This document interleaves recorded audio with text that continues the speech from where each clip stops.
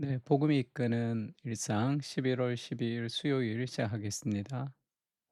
요한복음 13장 34절 35절에는 새 계명을 너에게 주노니 서로 사랑하라. 내가 너희를 사랑한 것 같이 너희도 서로 사랑하라.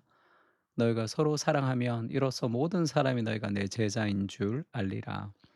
예수님이 가룟 유다가 예수님을 배신할 것을 알고 요한복음 13장에는 예수님이 자기 사람을 사랑하시되 끝까지 사랑하시니라 하면서 가룟 유다의 그 이야기가 기록되어 있습니다.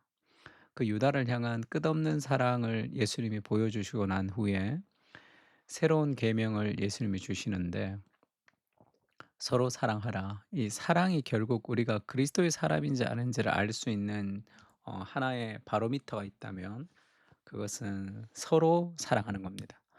하나님을 사랑하는 것, 은혜를 경험한 사람들은 다른 사람을 사랑하는 것으로 그 열매가 드러나는 거죠.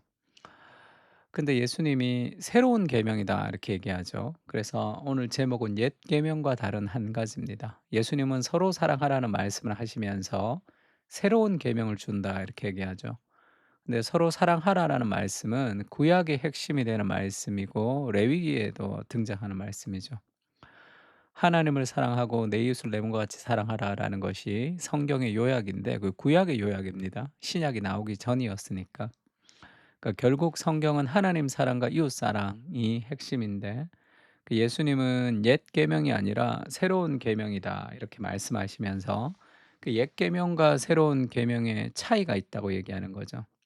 옛 계명은 서로 사랑하십시오. 그래서 아멘 하고 열심히 사랑했는데 도저히 사랑할 수 없습니다가 옛 계명의 한계라고 할 수 있습니다. 왜냐하면 인간은 자기 중심적인 원죄를 가지고 있기 때문에 아무리 노력해도 다른 사람을 사랑할 수가 없어요. 그래서 우리 결혼도 마찬가지고 우리의 삶의 직장도 마찬가지고 다 삶이 힘든 것이 관계의 문제죠. 관계의 문제입니다. 나는 정말 뜨겁게 사랑할 것이라고 생각하지만 여러분들 부모님들 보세요. 막 그 몇십 년을 뜨겁게 사랑하는가. 우리 엄마 아빠도 사랑해서 결혼했을까 궁금하다. 안 그런 것 같다. 이렇게 얘기하는 사람도 많은데 우리도 다 그렇게 될 겁니다.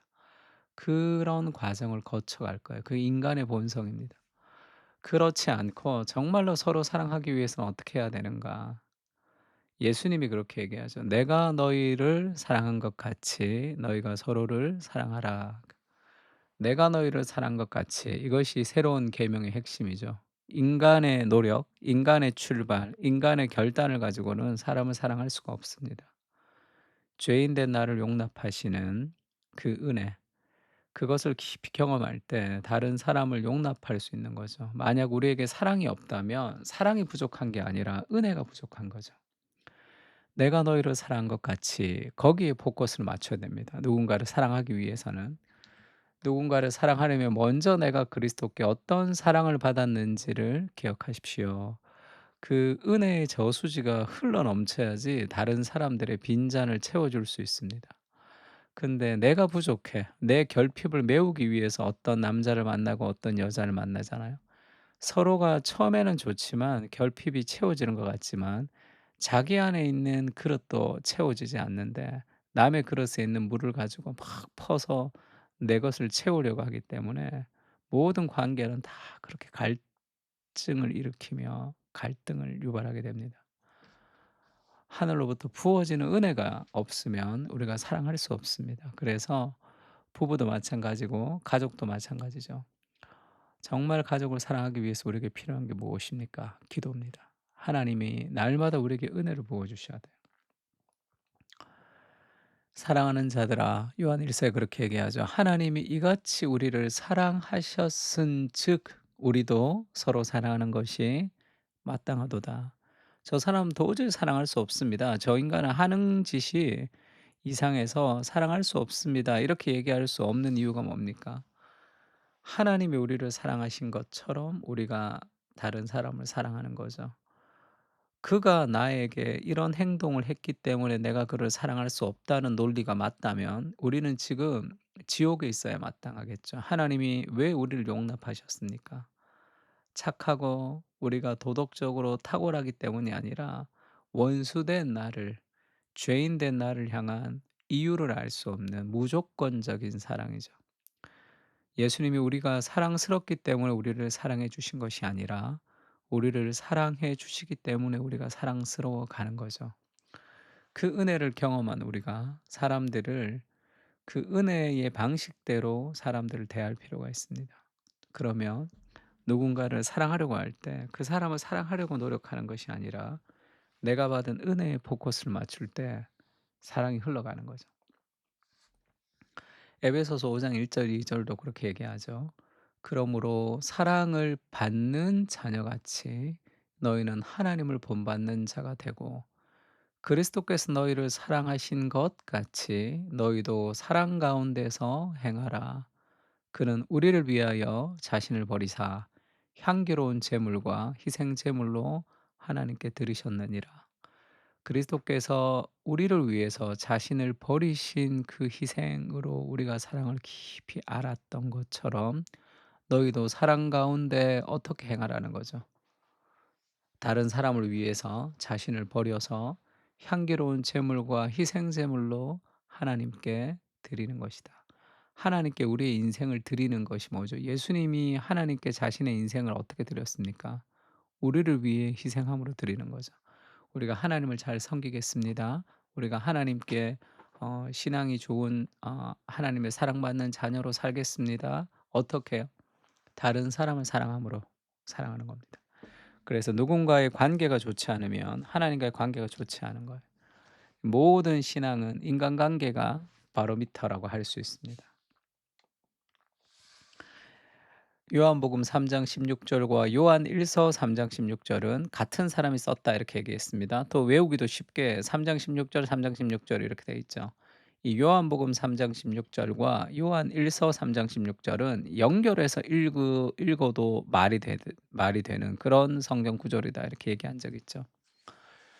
요한복음 3장 16 절은 모든 신앙인이 대부분 신앙생활 오래 한 사람은 눈 감고도 외우는 구절이라고 할 수 있습니다. 하나님이 세상을 이처럼 사랑하셔서 독생자를 주셨고 이는 그를 믿는 자마다 멸망치 않고 영생을 얻게 하려 하심이라. 아멘이죠. 아멘. 왜냐하면 나는 가만히 있는데 하나님이 나를 너무 사랑하셔서 독생자를 주셨잖아요. 사랑은 주는 겁니다. 그래서 우리가 그를 믿고 영생을 얻는 것이 얼마나 감사합니까? 근데 요한 1서 3장 16 절은 별로 감사하지가 않아요. 그가 예수님이 우리를 위하여 목숨을 버리셨습니다. 우리가 이로써 사랑을 알죠. 그 사랑을 알게 된 우리가 형제들을 위하여 목숨을 버리는 것이 어떻다 그러죠? 마땅하니라. 그 당연한 거 아니야? 이렇게 얘기하죠. 원수 사랑하는 거 당연한 거 아니야? 이렇게 얘기합니다. 성경은. 왜죠? 원수된 내가 용납받았잖아요. 나그네를 잘 대접하라. 너희도 애굽 땅에서 나그네였음이라. 그렇게 얘기야. 그가 우리를 위하여 목숨을 버리셨습니다. 그래서 우리가 사랑을 아는 거죠. 사랑이라는 것은 죄인을 위해서 아무것도 행하지 않는 원수된 사람들을 위해서 자신을 희생하는 것이구나. 그래서 우리도 형제들을 위해서 목숨을 버리는 것이 마땅하고 당연하다. 왜냐하면 내가 누군가를 사랑하는 그 어떤 희생도 그리스도가 나를 위한 희생에는 뭐 0.1%도 따라갈 수가 없는 거죠.